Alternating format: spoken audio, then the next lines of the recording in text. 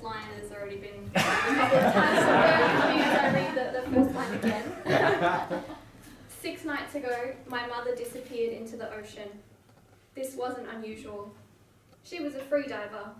She had been submerging herself for as many years as I have been alive. There were moments I was almost convinced that she loved the ocean more than she loved me.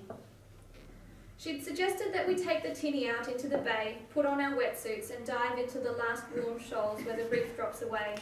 She sat on the bench in the boat, gripping her nails into the wood of the seat to stop from bouncing up and down. I was tired and steered the boat with a degree of disinterest, drifting this way and that out over the bay. Finally, she held her hand up to stop me, but her eyes stayed on the water. "Here," she said. "Damien, stop here." I cut the motor. The silence was sudden, like a lid had been put onto the world. There was only the splashing of waves against our aluminium sides like a heartbeat. She slipped off her dress. It pooled in a puddle of fabric on the boat's floor. Underneath, as always, were her bathers. The boat rocked side to side as she slipped into her wetsuit. It went on like a second skin. Freediving wetsuits are thin and low buoyancy to aid the diver's descent.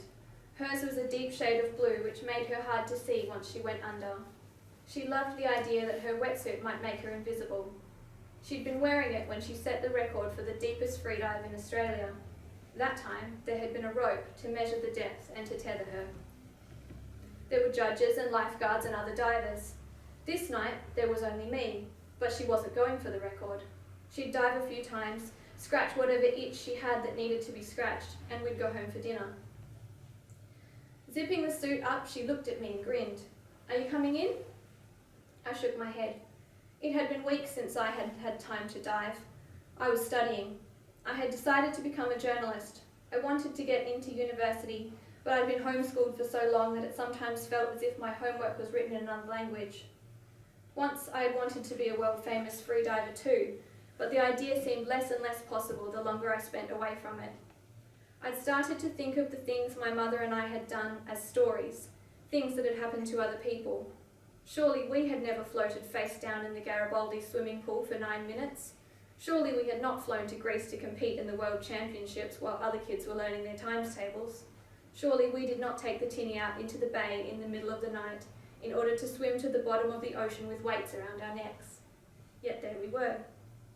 She slipped over the side and I picked at a fleck of paint that had peeled off the inside of the boat, trying to make the biggest piece possible. It was like peeling the scales from a fish. Mum reached into the boat for her goggles, her hair slicked back. In the dark, it looked like seal's fur, her eyes now brighter with her eyelashes webbed together. She smiled. Her skin had turned pale where it reflected the water. She lay on her back, tucked her knees up to secure the monofin. I leaned my head against my arms on the side of the boat and the tinny tipped slightly towards her, bringing us face to face. She reached out and pressed her sodden hand to my cheek. I couldn't wait for her to exhaust herself so that we could just go home and I could do my homework and then we could both go to bed. My mother began her breathing exercises, taking short breaths and then expelling the air from her lungs in longer and longer bursts. It was a process called breathing up. It brought to mind the way the body fought for oxygen as you raced back to the surface. The sounds she made were alarming. It was like an asthma attack. It was essential that I did not talk to her while she readied herself, or she'd lose count and have to start again. Finally, she was ready. She nodded, signalling that I should start the stopwatch. My mother tucked her body up and then she was under. The only markers to say where she'd been were the tiny concentric rings where the water had been displaced.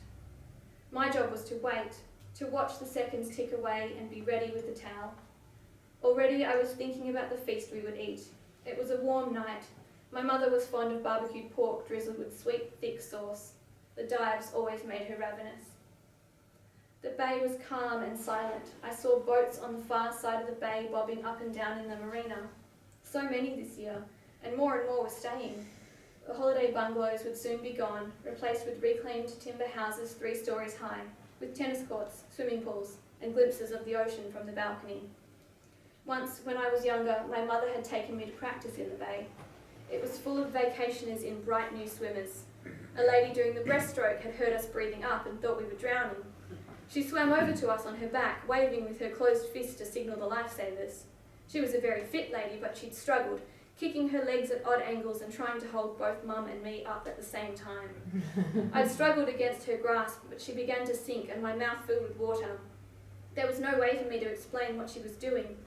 Mum had continued her breathing, a wry, bemused look on her face, allowing the lady to hold her up by one armpit. By the time the lifesaver paddled out to us on his foam board, Mum was ready to dive. Instead, she blinked as if she were emerging from a dream and looked at our would-be rescuer and said, "Oh, hello." The woman looked confused and slightly waterlogged, her chin disappearing beneath the water in an attempt to hold us both up. Mum was kicking again now, her powerful fins doing some of the work, and the lady let go slowly, her hand drifting back to her side. The lifesaver adjusted the white ties at his throat and laughed. "Hello, Katerina," he said, shaking his head. "Teaching Damo to dive, are you?" Mum grinned. "How are the kids, Shane?" The lady looked between Mum and the lifesaver in disbelief. "Excuse me," she said, sounding a little woozy. "Could someone please tell me what's going on?" He chuckled. "You've just rescued one of the world's most famous freedivers. I don't believe you could drown Katerina if you tried. It's widely believed she's part fish."